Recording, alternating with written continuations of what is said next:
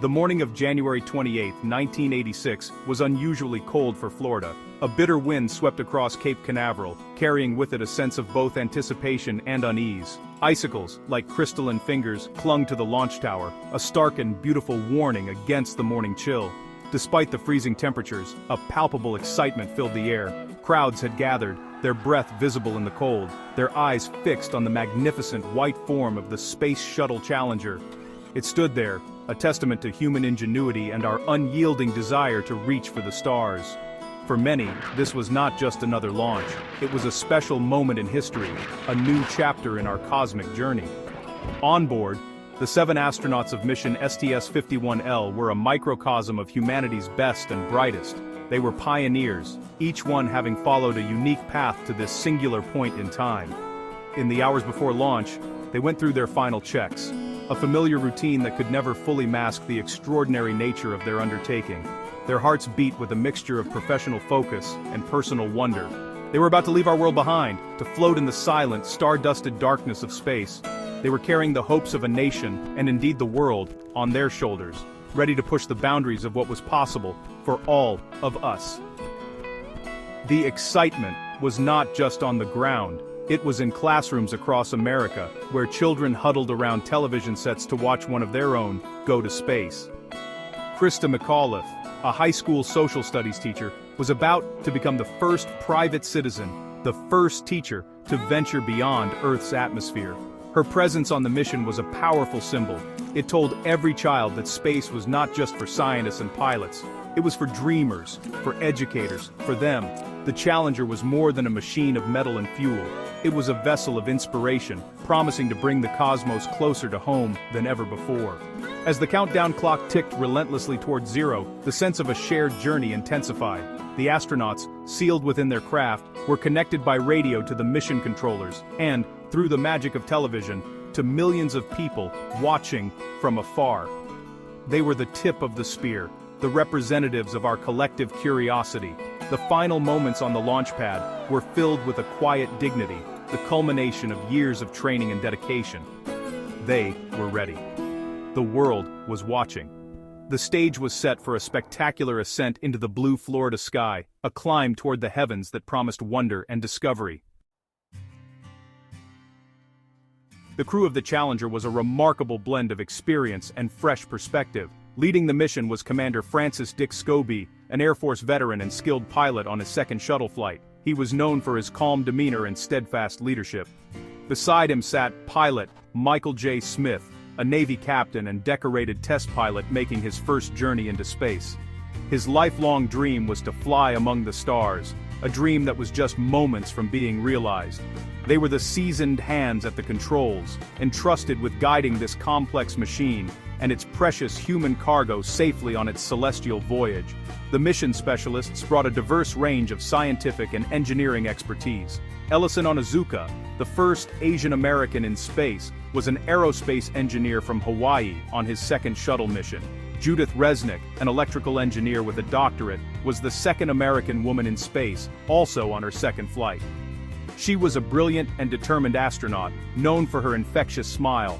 Ronald McNair, the second African American in space, held a doctorate in physics from MIT and was an expert in laser technology. These three represented the cutting edge of space exploration, ready to conduct experiments that would expand our understanding of the universe. And then, there were the payload specialists, the members of the crew with specific roles tied to the mission's cargo. Gregory Jarvis was an engineer from the Hughes Aircraft Company, tasked with conducting experiments on fluid dynamics in a weightless environment. His journey to this flight had been long, having been bumped from 2 previous missions. Finally, there was Christa McAuliffe, the teacher in space. Selected from over 11,000 applicants, she was a social studies teacher from Concord, New Hampshire. Her mission was to teach lessons from orbit, to connect students directly with the frontier of space and inspire the next generation of explorers, scientists, and dreamers. Together, these 7 individuals formed a crew that was a true reflection of America. They came from different backgrounds, different fields, and different parts of the country. Yet, they were united by a common purpose: to explore, to learn, and to share that knowledge with the world. Their mission was a symbol of unity and progress, a demonstration that the quest for knowledge transcends all boundaries. They were not just astronauts, they were ambassadors of the human spirit, carrying our hopes with them as they prepared to defy gravity and touch the edge of the cosmos. Their smiles in the pre-flight photos tell a story of profound optimism. The final countdown began, each number echoing across the Cape and through television speakers around the globe. 10, 9, 8. The crowd held its breath. The main engines ignited with a torrent of fire and steam, a controlled explosion of immense power. We have lift-off! The shuttle cleared the tower, ascending with majestic force against the bright blue canvas of the morning sky. For a moment, everything was perfect. The Challenger climbed, a graceful white arrow pointing toward the future. Onlookers cheered, their faces turned upward, filled with pride and awe. In classrooms, students gasped with delight as they watched their teacher, Krista, begin her incredible journey. For 73 seconds, the flight was a picture of success. The shuttle rolled into its correct position and continued to accelerate, punching through the lower atmosphere. The voices from Mission Control were calm, professional, reporting nominal performance. Challenger, go at throttle up, came the call from Houston, giving the crew clearance to push the engines to full power. Commander Scobie's confident reply, Roger, go at throttle up, were the last words heard from the Challenger. To everyone watching, it was another flawless step in our ongoing exploration of space, a routine yet breathtaking spectacle of human achievement. The shuttle was a tiny, brilliant point of light, racing toward orbit. Then, in an instant, the narrative shattered. The brilliant point of light became a monstrous, silent fireball. A plume of white smoke erupted, branching out in two unnatural, horrifying directions against the clear sky. The single trail of exhaust was gone, replaced by a chaotic cloud of debris. On the ground, the cheers died in people's throats, replaced by gasps of confusion and horror. What happened? People murmured, not yet able to process the scene. The live television announcer, his voice strained with disbelief, struggled to find words, obviously a major malfunction. The dream had turned into a nightmare in the blink of an eye. The explosion, as it was called, was not a detonation in the typical sense. The external fuel tank, filled with liquid hydrogen and liquid oxygen, had ruptured, releasing its contents in a massive, uncontrolled burst of fire. The shuttle itself did not explode.